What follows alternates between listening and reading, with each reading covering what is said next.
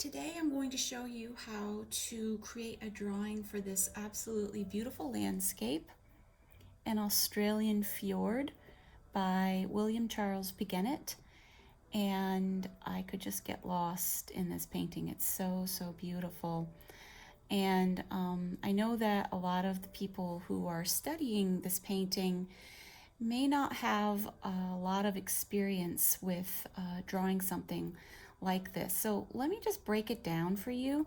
The way we start unpacking a painting like this and recreating it is to break it down. I found the elements of art to be extremely helpful. So if we can just break it down into a drawing, and then we can look at the values and then finally put color and texture on top, it becomes a little bit easier to climb and navigate, your way through this painting. So I'm going to show you how to create a drawing using the wipe away technique. So you can see I have here my canvas. Now, I wanted a smaller canvas for this video, so I have an 11 by 14. However, you may notice that my canvas is a little wider than this painting, so I'm going to end up trimming a little bit off the side, and then I can probably just cut it out and mount it on a board or something if I want to finish it. But for this demonstration, it will be adequate. Just make sure that whatever you're using for your drawing, it is a narrow, the proportions are accurate. Otherwise your drawing is going to look a little bit stretched out.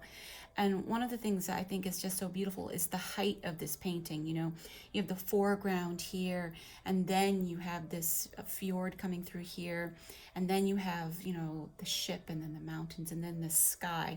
And so the height is very important. You want to keep a pretty narrow picture to get all of this height in there. Okay, so I am using oil paint.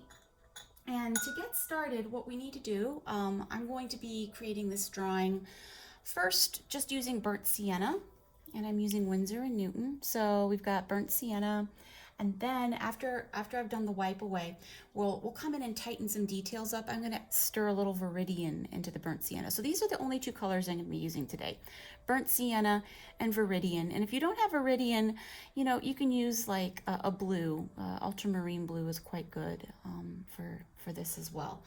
And it's just to darken the brown. All right, so to get started, in this glass jar, I have a little bit of stand oil, and then I also have a little bit of Gamsol. And what I'm going to do is I'm just going to squirt a little bit of this burnt sienna straight into this jar, because what I want to do is I want to make it very runny. So we've got this in here. Okay. And I'm going to start first with my palette knife, and we're just going to stir this up. And if you're using acrylic paint, you can use water for this. The important thing is to get the consistency right. If it's too thick, it's not going to do a very good job of spreading. But if it's too thin, it's not really good. You're not going to have much paint to work with here, and you might run into issues of the paint beading up on the canvas and just not showing very well. So experiment. So I'm just stirring this up with my palette knife, and I may need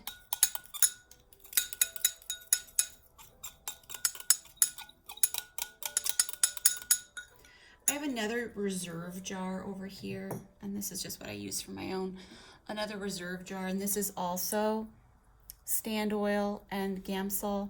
And if I need to water this down a little bit, I can always pour a little bit of that, but you can always adjust. I mean, I use roughly half and half linseed oil, half Gamsol, and it doesn't have to be stand oil. I just prefer to use stand oil because I like the texture. Okay, so the first thing we're going to do is we're going to get a big brush, and we're just going to coat the whole thing. And I'm just going to give this another stir with my brush lightly.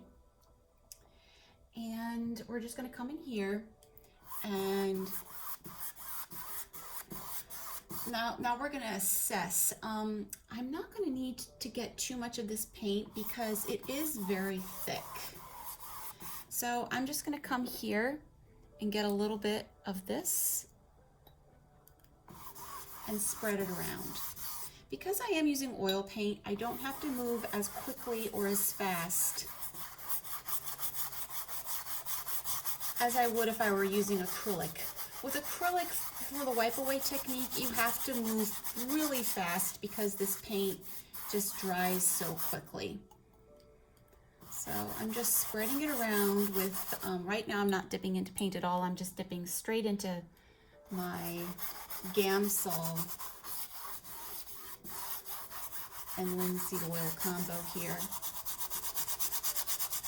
I'm gonna get just a little bit more paint.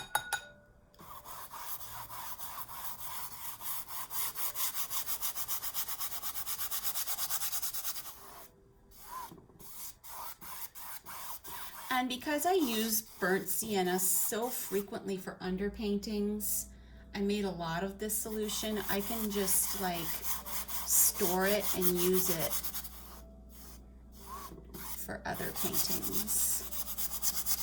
Burnt sienna is really, really great.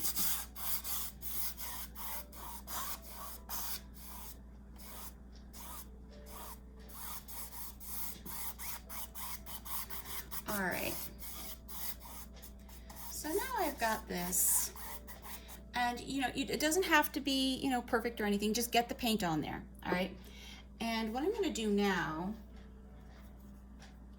is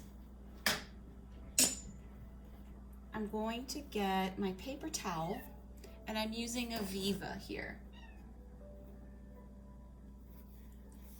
A Viva brand paper towel, and what you could do is you can fold it up. And the first thing I'm going to notice is this painting happens roughly in thirds, so we would need to separate out the major shapes. And right now all I'm seeing is the sky, the mountains, this fjord here, the water coming through here, and then we've got the beach here. But roughly, if I could divide it, if we take this line here to be the horizon where the water ends and the mountain begins, we can see that the painting is roughly divided into thirds. From the top of the sky to the horizon there, and then we have another rough third for the body of water, and then another rough third for the beach, and every single time it gets a little bit smaller. So you can either take your brush here and just kind of come in and mark off some thirds here. All right, and then you can lower as you need to. So I'm going to lower this even more for the mountains and the sky. So this would be approximately where the mountains and the sky is. Remember to trim off a little bit. I'm not going to paint outside that line. I'm going to look back. No, I'm going to make this even narrower here. So everything outside this line here, I'm not going to create my drawing. So I'm just going to wipe this away, and we're not going to draw outside this boundary right here.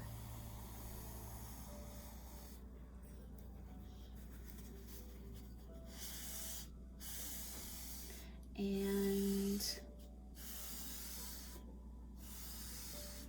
just removing all the extra paint here. Just staring, and I need to make it even a little bit wider. I really want this to be really narrow. So everything, this isn't going to be painted. All right. And then, as I said, we divided this into thirds. So this is going to be the biggest third, and then this is going to be down here. So I'm just dropping this down. So the water is going to happen in here, and all up here is going to be the sky and the mountain. So if I were to look once again at this, I can see that this is going to be approximately this strip where the mountain is. And once again, it seems to be divided in thirds. So if we take this here and divide it into thirds once more, we're going to have our mountain. And we can just come in here with our paper towel or your cloth if you have it, and just very roughly, okay, those are the mountains. And it does curve up a little bit, so you can just take your paper towel here and curve it up a little bit. All right. Then the next thing I can see is, okay, this is going to be the beach here. So it takes a long sweeping like hook shape here. Can you see that? How it just follows right up and it ends right up here where the mountain is. So it comes a little bit like this, and then it comes all the way around.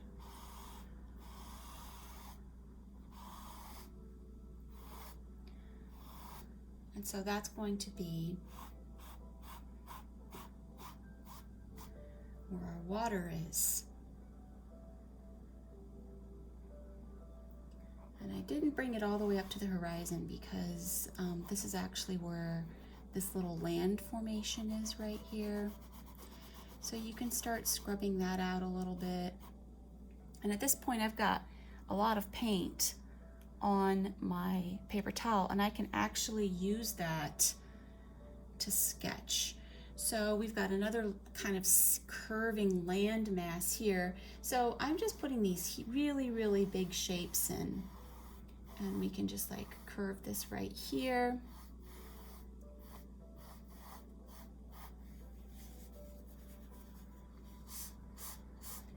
And then you can like wipe away a little bit of extra there.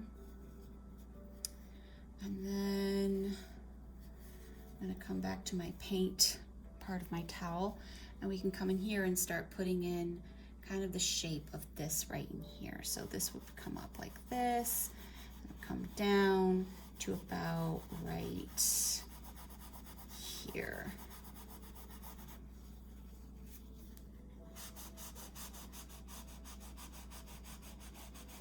And this would come all the way up here. You can use circles, and then you can see that there's just a little space right here, so I'm leaving a little space right there, and then it just comes down. And then this part, I find this part here really fascinating because it's so close and you can literally feel how it's moving up. Everything in this painting, it just has so much motion in it, you know, the swooping of the clouds, you know, the gradation of the mountains, and then the depth, those vertical strokes to show that beautiful depth of the water there. But anyway, let's come here, and we're going to use a diagonal stroke, and this is going to move up like this. Okay, and then let's show where this beach is. This beach is going to end up right about here. So you can kind of come in here, and then those waters, they kind of ripple out like this. So we're going to use diagonal. I'm talking about those blue streaks of water. You see how they've kind of followed the path of the river here, but then as they come closer, they start dropping down into a diagonal. So already we're starting to put that in there. Okay. Now let me switch to a new part of my paper towel. And we're going to come here and just show where this other little part of the land is right here. Okay, this curve right in here. And we're just going to curve it like this.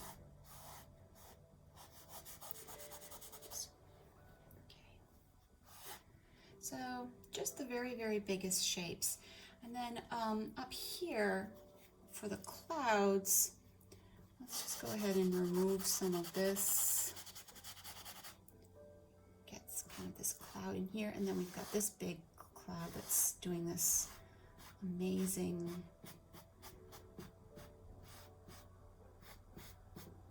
swoop shape here.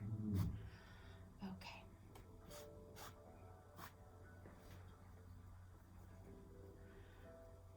This could come up a little higher.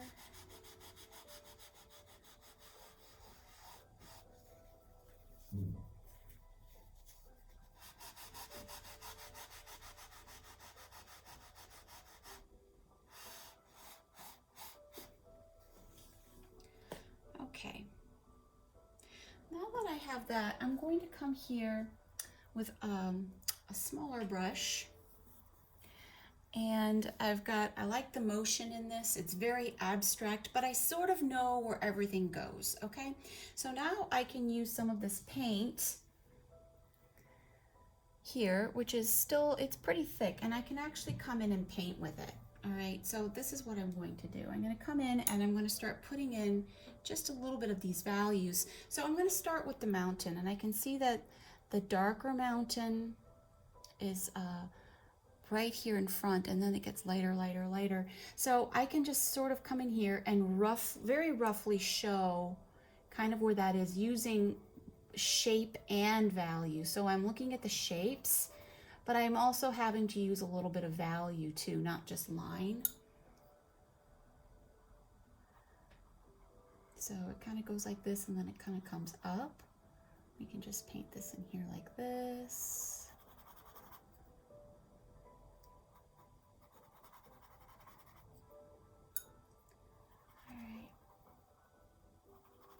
Very roughly, as I said, and then back here it gets a little bit more.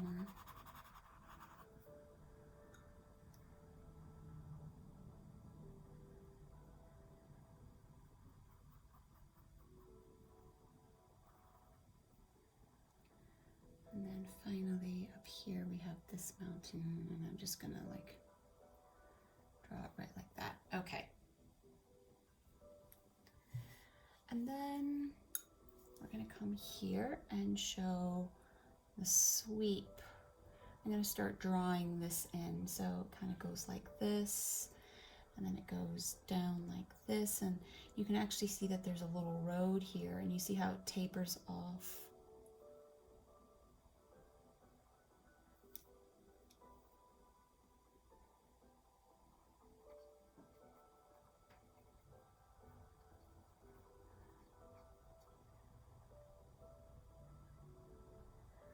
And then there's this little part right here that comes out, and this is right where the ship is going to be, right out here.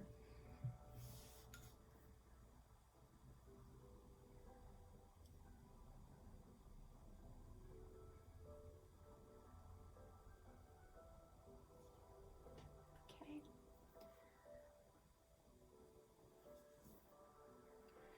And then we have another, so I'm drawing this part of the trees off here in the distance, and I'm just gonna kind of get these all like, and you can use little circle shapes. That's really good for shorthanding trees right here. And then off here we have this, and then this is where this big grassy, it looks like a huge grassy rock to me, like moss covered rock. Kind of goes like this, and then you can kind of see how it comes up here, and then we've got these other bushes and trees which are joining up with this first one right here.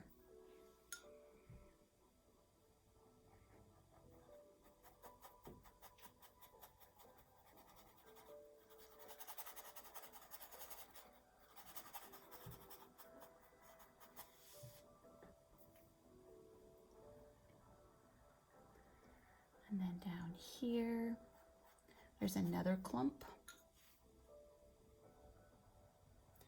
And it just occurred to me, I think I'm going to use a little bit of white tonight as well. To get some of these other values in here. At this point, we are working with what's called sort of a grisaille. It's French for gray. And the green, when I add it, it'll definitely be more of a grisaille. But it's just, a grisaille is just pretty much the underpainting that works out, you know, the values and the shapes. So we don't have to worry about color or texture or any of that. We can just get all of this kind of finalized and squared away. This is going to come here like so. Now, when I'm drawing, I'm trying to be aware of positive shapes and negative shapes, okay? So once you draw another shape, once you draw one shape, another shape is always going to be affected, right? So by making this rock really big, I'm making the river smaller. So if you can paint in such a way, if you can draw in such a way that you're very aware of the whole thing, right? So if you look at my hand, you can see that my fingers are the positive spaces, and then this the V's that are made in between, those are the negative spaces. Look what happens when I move one, right? So if I bring this edge, this edge closer to this one, the V shrinks. And so I think that's part of painting on the right side of your brain, being aware of all of these shapes and the magic of what happens,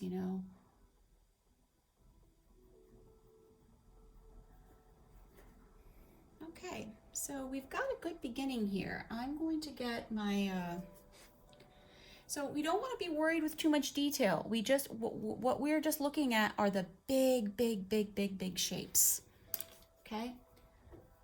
And get the whole thing carved out. I do want to come in here and just put this little reflection for the river using these little downward strokes like that. And then I can also come up here and remove some of this darkness up here. I don't think this darkness belongs. Yeah, okay. And this is going to come down like that. Okay. All right, so let's take a look at this. Yeah, so the next thing I'm going to do is I'm going to get a little bit of Viridian, and we're going to stir some of that into my burnt sienna here on a separate palette. And you just need a little bit. You just need a very little bit.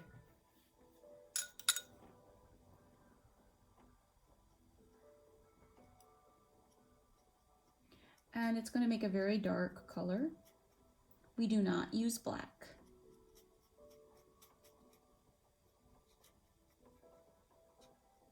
So just stir that all together.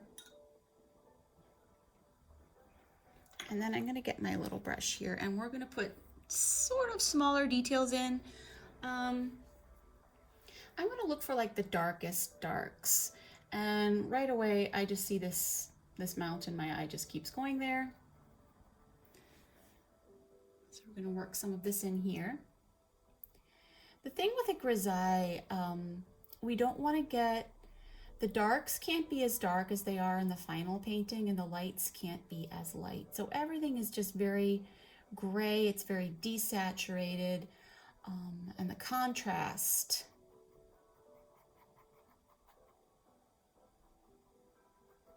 And I do like using a little brush because I can just make way more interesting, like little brush strokes.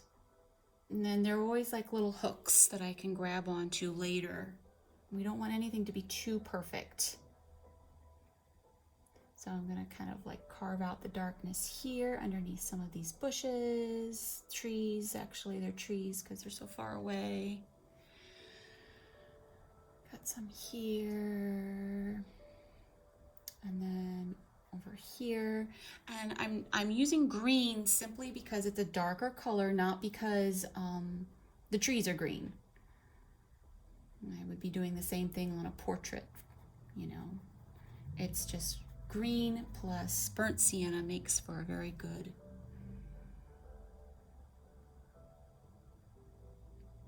dark color. It's good to work with. Okay, so this mountain comes up here, this rock, I should say, comes up like this, and it comes down.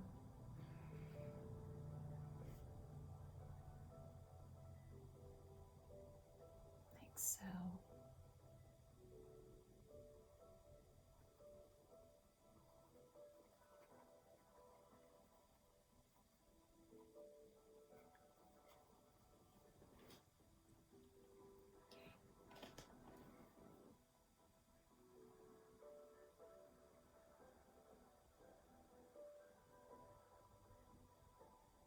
This back here is very dark, and you can see how I'm always holding this and staring at it. It's very important. That's where all my information is.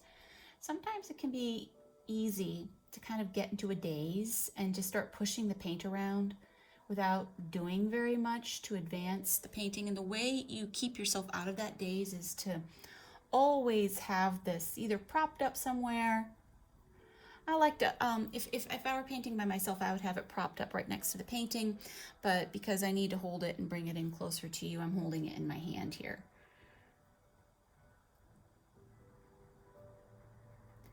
So we can bring this here, and then all of this,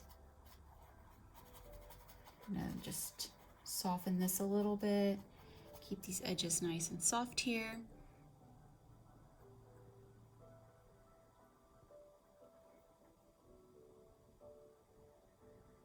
Soften, soften.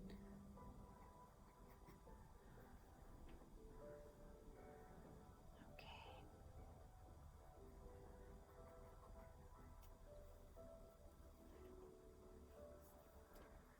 All right.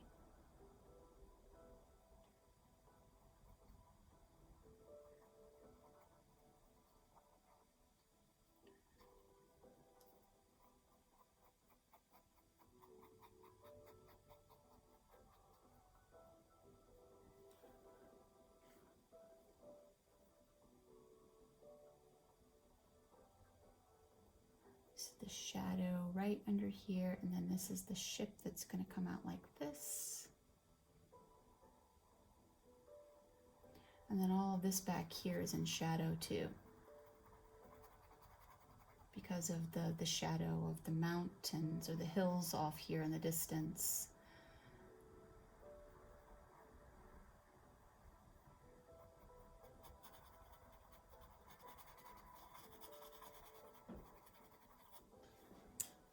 Okay, and I'm going to come up here and just create a little bit, just a little bit of extra darkness up here for this cloud.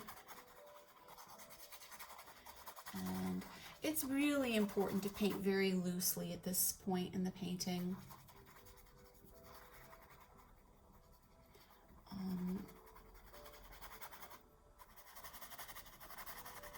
You don't want anything to be too static. Everything needs to be in motion.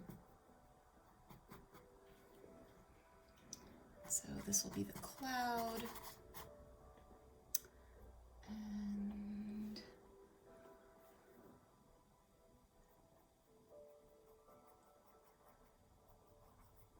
all right. There's another shadow down here.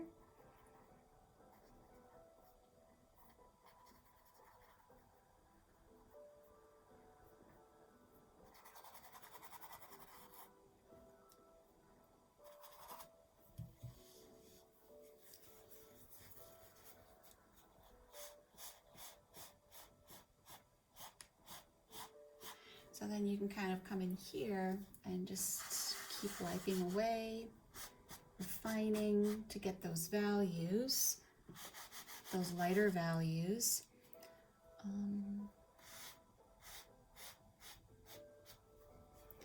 There's a light value right here for where the road is.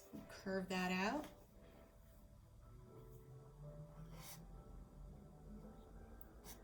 Like so. And then there's another one here.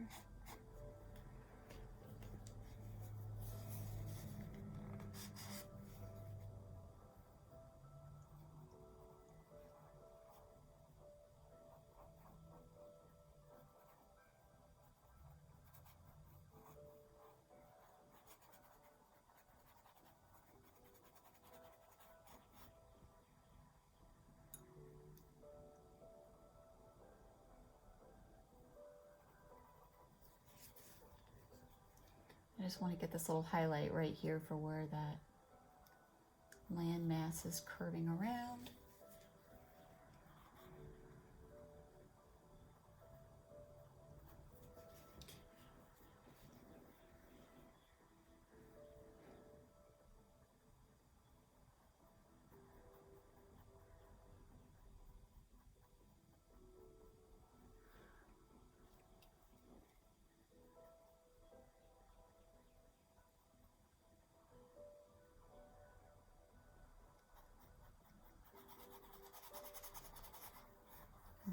this is just going to be that tangled brush, the tree stump and everything, and it actually occupies a lot of space because it's so close to us. Okay, so this is as far as I'm going to carry this drawing. In the next video, I'm going to have white, and we're just going to keep refining the whole thing. Okay.